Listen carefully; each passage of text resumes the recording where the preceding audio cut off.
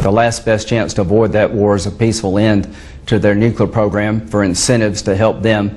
If they don't take it and they play Trump like they played everybody else, they're going to regret it. On top of that list will be Kim Jong-un. He will be killed or hurt really early on. 이 존 볼턴 국가안보보좌관, 돌연 북한 비핵화의 시기를 못 받고 나섰습니다. 자, 그 시기는 1년이면 충분하다라고 명시했습니다. I'm sure that Secretary of State Mike Pompeo will be discussing this with the North Koreans in the near future about really how to dismantle all of their WMD and ballistic missile programs in a year. Within a year? Well, what our experts have devised is a program that, with North Korean cooperation, with full disclosure of all of their chemical and biological nuclear programs, ballistic missile sites, we can get, physically, we would be able to dismantle the overwhelming bulk of their programs within a year. 이재명 차장, 사실 지난주까지만 해도 폼페이오 국무장관, 트럼프 대통령 전부 다 북한의 비핵화에는 시간이 제한되는 것보다는 더 많은 시간이 필요하다, 꾸준히 계속될 것 같다, 뭐 이렇게 얘기를 하고 시간을 명시하지 않았었는데 불과 일주일 만에 갑자기 시간을 1년으로 못 박았어요. 이거는 글쎄요, 북한에 대해서 이제 더 이상 참을 만큼 참았다라고 신호를 보내는 건가요? 아니면 지금은 또 이것도 허언인가요? 신호를 보낸다고 봐야겠죠. 아, 그래요? 아까 얘기한 것처럼 폼페이오 장관이 들어가서 진짜 김정은과 이제 담판을 다시 진다 그러면 결국은 이제 비핵화 로드맵을 만들어내야 되고 반드시 시간표를 어떻게든 제시를 해야 되는 거죠. 네. 그런 점에서 근데 다만 이제 기대감을 너무 높일 수 있다는 이제 생각 속에 오히려 폼페이오 장관은 좀 더 시간을 좀 더 많이 두고 그렇게 함으로써 이제 검증도 하고 또 불가역적으로 갈 수 있는 그런 이제 시간들을 벌려는 그런 구상들이 좀 있었을 것 같은데요. 네. 어쨌든 지금 보고서가 나왔습니다. 보고서의 내용 자체는 북한이 비핵화 거꾸로 가고 있다는 겁니다. 네. 그걸 분명히 트럼프 대통령도 알 테고 폼페이오 장관도 당연히 알고 있겠죠. 그렇죠.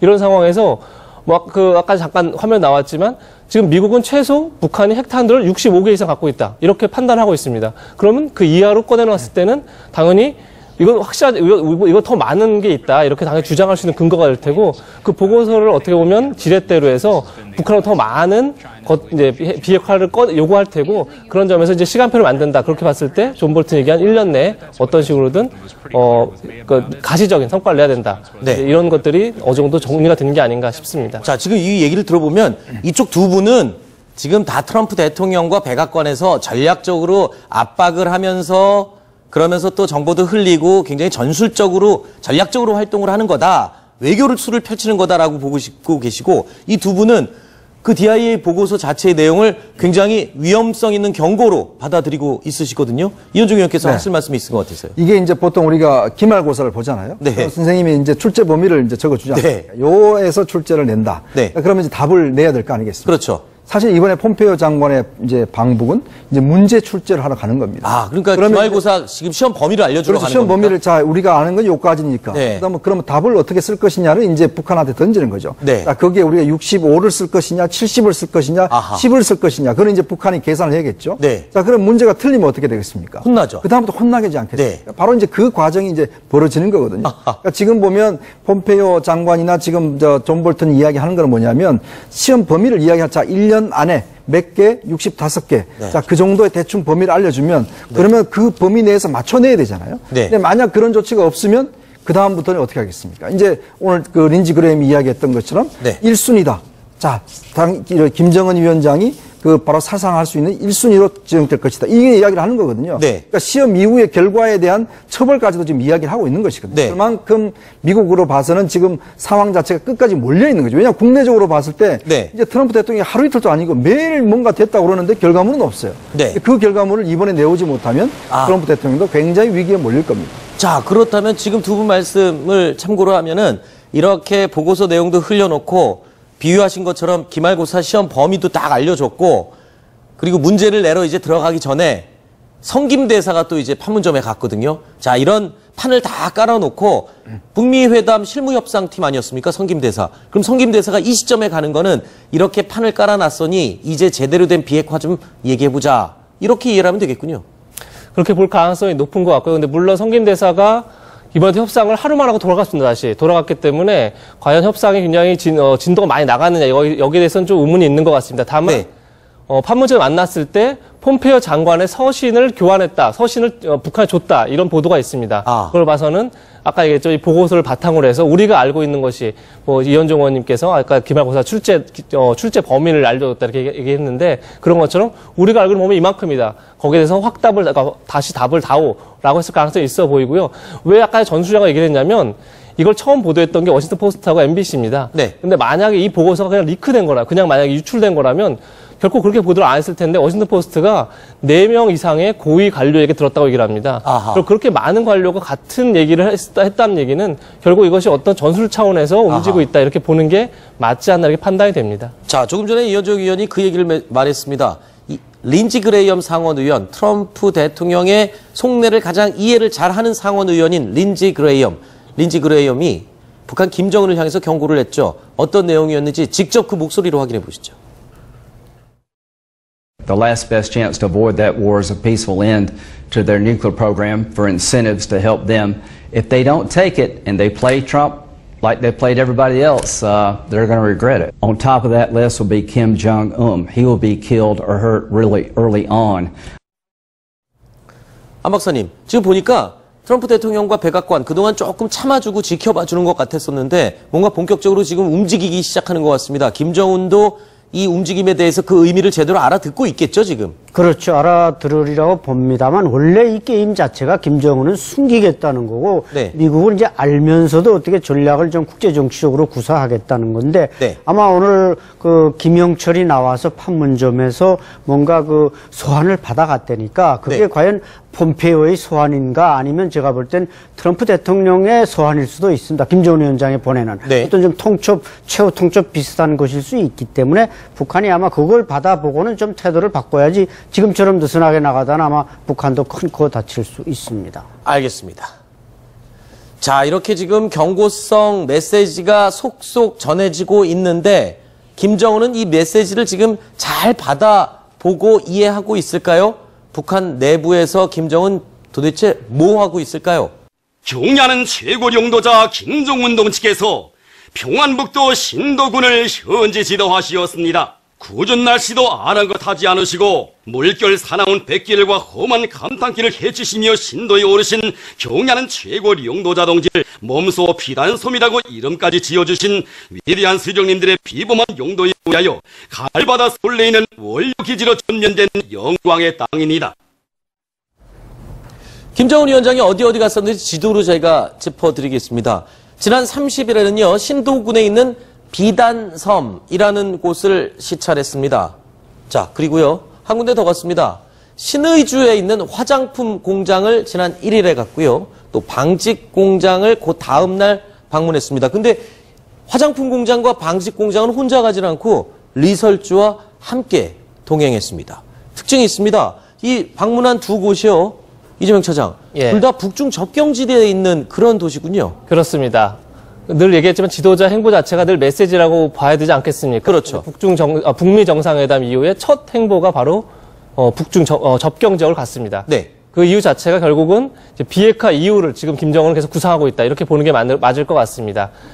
비핵화 이후에 결국은 중국을 지렛대로 해서 경제 발전에 매진하겠다. 이제 이런 이제 메시지를 인민들한테도 이제 전한 걸로 보이고요. 그런 네. 차원에서 이제 북중 이제 접경 지역에 있는 공장들이 잇따라 방문했다. 네. 보면 될 것 같습니다. 특히 신의주에 있는 공장들을 방문해서는 일 좀 똑바로 하라 하면서 굉장히 역정을 많이 냈다라고 하는데요. 뭐 그렇습니다. 때문에 그렇게 화를 냈답니까? 그러니까 그 과학 기술에 의해서 생산을 정상화할 생각을 하지 않고 네. 계속 그 자재나 자금, 노력 이런 탓만 하고 있다 이런 이제 네. 지적을 했다는데 아마도 대북 제재로 인해서 북한의 많은 물자들이 부족하겠죠. 네. 그러다 보니까 좀 더 품질 좋은 상품이 나오지 않을 텐데 네. 그런 것들을 외부 탓하지 말고 자구책을 잘 마련해라 뭐 이런 이제 지적을 하는 게 아닌가 싶습니다. 안 박사님. 지금 북한 사정이 어떤지는 전 세계가 다 알고 있지 않습니까? 돈 없고 물자와 식량이 가장 부족한 상황인데 물자나 돈 탓하지 말고 내부에서 알아서 하라고 호통을 쳤다는 게 참 그 공장 일꾼들이 굉장히 불쌍하게 느껴지기도 합니다만. 그렇죠. 이게 이제 김정은 스타일이라고 볼 수 있는데 네. 그냥 요구를 하는 겁니다. 요구할 때 뭔가 주고 요구를 해야 되는데 도대체 맨주먹으로 무슨 손을 뽑아낼 수도 없는 거고. 네. 그래서 이제 갈밭에 갔다가 신도군에 가서 갈밭을 보고 그 갈을 갖다가 이제 신의주 펄프 공장에서 펄프를 뽑으면 이제 방직 공장에서 기계를 돌리는 이런 생산의 이게 사이클인데 뭐 갈밭에 가보니까 갈이 조금 있긴 있죠. 그러나 그 갈을 키워서 날라서 하려면 다 이 중류가 있어야 되고 방직 공장이 또 펄프 공장이 돌아가야 되는데 그건 생략한 채 방직 공장 가서 촌이 잘 안 생산된다. 이렇게 욕을 하니까 이게 중간 간부들이 그야말로 죽을 맛입니다. 네. 중국이나 싱가포르 가서 너무 좋은 걸 봐서. 들어와서 눈이 너무 높아졌군요. 눈이 높아졌는데 들어와 보니까 이게 뭐 형편없는 거죠. 뭐 네. 거미줄 쳐 있고 뭐 제대로 생산도 안 되고 하니까. 네. 그러니까 이제 짜증을 내는 거예요. 그 가거든요. 네. 근데 참 이게 황당한 게 본인이 너무나 현실을 모르는 지도자죠, 사실은. 왜냐하면 지금 뭐 먹을 걸 줘야 생산하지 않겠습니까? 그렇죠. 왜냐하면 이게 평양만 벗어나면 정말 굉장히 정말 볼 수가 없는 지역이거든요. 근데 네. 그런 데 가서 지금 뭐 현대화하라고 자동화하라고 그러면 지금 사람들 생산도 힘든데 제가 볼 땐 정말 너무 눈높이가 높아져서 이 현실을 제대로 못 보고 있는 거 아닌가 싶습니다. 네. 자, 그런데요, 이번에 김정은이 경제 시찰을 했던 행보들을 보면 눈여겨볼 포인트들이 몇 가지 있습니다. 저희가 3가지 사진을 하나 준비를 했는데요. 아까 영상에도 저희가 잠깐 보여드렸습니다만 그중 한 장면입니다. 방파제 밑에 이 바다 물가까지 내려갔다가 낑낑대고 부축받아서 지금 올라오는 모습이에요. 근데 김정은이 이런데 갔던 모습을 전 지금 거의 못 본 것 같거든요. 왜 굳이 이런 데를 내려가갖고 어렵게 주변 사람들 지금 힘들게 부축하게 만드는 건지 그게 의도가 있을 것 같아요. 아까 이재명 차장이 그랬잖아요. 지도자의 움직임은 하나하나가 다 메시지라고요. 맞습니다. 저게 이제 여러 사진을 찍었지만 저 사진을 인민들에게 대내적으로 공개하는 건 이제 김여정 부부장의 몫이지 않겠습니까? 그러니까 제가 볼 때는 이 신도군이라는 게 하나의 군이기 때문에 그게 또 비단섬 노동자구라는 1만여 명의 노동자 집단도 있고 하는데 조반 시설이 없을 리가 없습니다. 그런데 왜 하필이면 보트를 저기다 저 자갈밭에다 대가지고 아닌 게 아니라 낑낑거리며 올라가는지 제가 볼 땐 뭔가 인민을 위해서 참 풍찬 노숙의 길을 걸어가고 있다. 이런 프로파간다의 목적이 있지 실제 조반 시설이 지금 되지 않은 것 같습니다. 자, 인민들과 같은 소탈한 모습을 강조하기 위해서 김정은 위원장이 그렇게 좋아하는 벤츠 600을 어디다 버려두고 지금 먼지 가득하고 타이어도 글쎄요. 좀 위험해 보이는 낡은 승용차를 타고 산업시찰을 갔다는 겁니다. 이것도 다 의도가 있다는 것이겠죠. 그리고 또 이 화장품 공장을 방문한 김정은의 모습입니다. 리설주의 모습이 뒤에 보이고 화장품이 뒤에 진열되어 있죠. 그런데 가장 눈에 띄는 건 화장품이 아니라 풀어헤친 인민복입니다. 이 모습도 혹시 일반 인민들과 좀 비슷해 보이기 위한 게 아니겠느냐. 그래서요, 저희가 싱가포르를 방문했던 김정은 불과 지난달입니다. 지난달의 모습의 사진과 비교를 해드리겠습니다. 전 세계가 경악했던 V자 경호팀, 이 벤츠 600 차량, 그리고 시내를 갈 때도 뛰어다니는 경호원들과 초고급 세단을 타고 움직이는 김정은 위원장. 자, 이 윗줄의 사진들과 아랫줄의 사진들 너무 비교적이고 대조적이지 않습니까? 어떻게 보셨습니까? 그 이제 지난 싱가포르 정상회담을 북한 매체에서도 대내적으로 굉장히 홍보했지 않습니까? 네. 그래서 사실 그 저희들도 이 그 싱가포르 또는 그 중국 이렇게 계속 순방을 할 때 김정은의 그 어떤 위세, 그 위세를 보고 야 정말 인민들은 참 힘든데 네. 도대체 저 김정은 그 어떤 일가의 재산이 얼마나 될까 하는 그런 생각이 좀 들었었거든요. 네. 그러면 인민들 자체도 아마 도대체 저 차는 굉장히 좋아 보이는데 얼마일까 하는 생각을 한단 말입니다. 네. 그래서 이제 이런 차량들 그리고 네. 당신네들하고 똑같이 더워서 네. 에어컨 없는 곳에서 더워서 나도 더우니까 옷 풀어헤친다 똑같다 네. 이런 모습을 보여주기 위해서 조금 이미지 변신을 위한 어떤 노력이 아닌가 생각합니다. 이현종 의원께서 아까 싱가포르를 갔다 와서 김정은 위원장이 눈이 너무 높아졌다라고 했는데요. 싱가포르만 간 게 아니죠. 김정은 위원장은 중국도 갔단 말입니다. 갔죠. 네. 중국에 가서 누굴 만났나요? 시진핑을 만났습니다. 여러분 이런 모습들, 소탈한 모습 보면 누가 떠오르지 않습니까? 이재명 차장. 예. 저는 시진핑 주석이 과거에 시장에서 만두 먹던 그 장면이 생각이 나거든요. 그렇습니다. 시진핑 주석에 오른 이후에 이제 그 서민 행보를 많이 했었는데요. 특히 네. 이제 지금 만두 먹는 장면이 나오는데 2013년 12월 28일이죠. 낮에 양로원, 한겨울에 양로원을 이제 양로원에서 노인들 위로하고 나서 찾은 곳이 바로 베이징에 있는 한 만두 가게입니다. 네. 그런데 만두 가게에 그냥 들어간 게 아니라 줄이 꽤 길게 서 있으니까 그 뒤에 같이 줄을 섰습니다. 네. 그래서 시진핑 주석을 알아본 게 이제 바로 여성 종업원이 알아보고 깜짝 놀랐겠죠. 그러면서 왜 서 있느냐 이러면서 말을 걸었는데 오히려 시 주석은 어떤 만두가 맛있냐 이렇게 얘기를 하고 본인이 직접 지갑에 돈을 꺼내서 만두 가격을 계산하고 그리고 만두를 먹고 이런 모습들을 연출해서 굉장히 서민적이다. 그렇죠. 뭐 이런 이제 그때 좋은 평을 시진핑에 대한 인기가 받았습니다. 엄청나게 많이 그렇습니다. 올라갔습니다. 최근에 김정은 위원장이 시진핑을 대할 때 이런 표현하면 혹시 김정은 위원장이 굉장히 기분 나빠할지 모르겠지만 큰형님 모시듯이 폼페이오 국무장관 만나기 전에 항상 시진핑에게 코치받고 만나고 그리고 시진핑으로부터 상당 부분의 경제적인 약속도 많이 받아내지 않았습니까? 그 존경심 때문일까요? 한마디로 시진핑을 롤모델 삼는 건 아닐까? 나도 큰형님처럼 되고 싶어요. 이런 뜻이 있는 건 아닐까? 이런 생각 드는데요. 그러니까 아마 이제 중국 방문을 했을 때 굉장히 부러웠을 겁니다. 중국의 뭐 경제나 뭐 네. 그 업체들 다 방문했지 않습니까?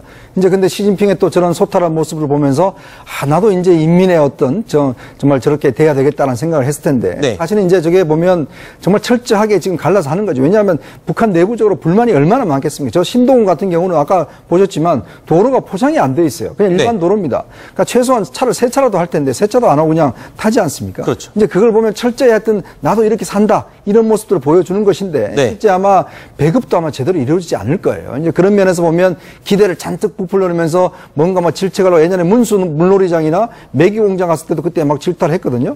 이번에 노동신문에 똑같은 이야기를 한 겁니다. 그렇죠. 그러니까 그건 정말 겉과 속이 너무 다른 거죠. 네. 저렇게 의도적으로 설정된 서민 이미지 안철수 소장님 어떻습니까? 이 인민들한테 통할까요?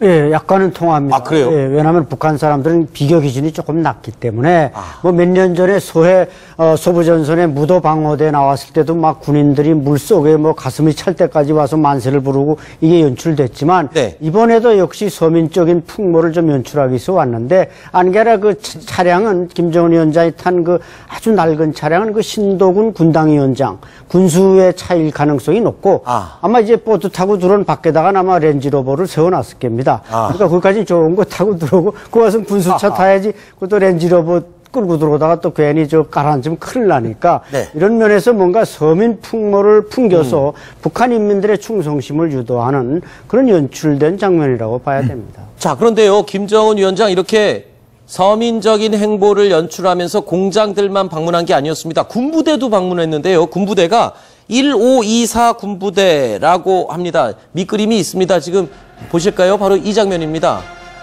아, 과거 그림이군요. 이거는 이제 과거 자료 화면이군요. 자, 1524 부대라는 데를 방문했다고 하는데 이게 지금 오늘 노동신문에 실린 1524 부대 방문. 예, 네. 6월 30일에 부대를 방문했던 6월 30일자 노동신문입니다. 예. 자, 저 부대 어떤 부대입니까? 1524. 제가 볼 때는 좀 특수부대일 가능성이 높습니다. 네. 원래 이제 북한은 부대를 연대부터 부대라 그러고 그게 세 자리 숫자로 574 군부대 이렇게 나가는데 1524 군부대는 네 자리 숫자가 들어가는 건 특수부대 대대부터 저렇게 특수부대 대호가 붙는 겁니다. 그래서 아마 거기에 지금 보면 분명히 계급장이 빨간 거 보면 인민무력성 소속이 맞고 국경경비대는 아닙니다. 네. 그래서 아마 그 부대가 있기 때문에 황병서도 쫓아가고 그러지 않았는가. 또 앞으로 신도군에서 이제 이게 모든 걸 그 갈밭을 해결하고 하려면 적어도 군대 한 2개 사단 정도는 투입해야만 갈밭을 해결한다는 게 그 무슨 신도군 자체가 갈밭을 지금 김정은이 가서 갈밭을 키워서 네네네. 그걸 갖다 이제 선으로, 섬유로 예, 예. 천생산하라는 거기 네네네. 때문에 제가 볼 땐 틀림없이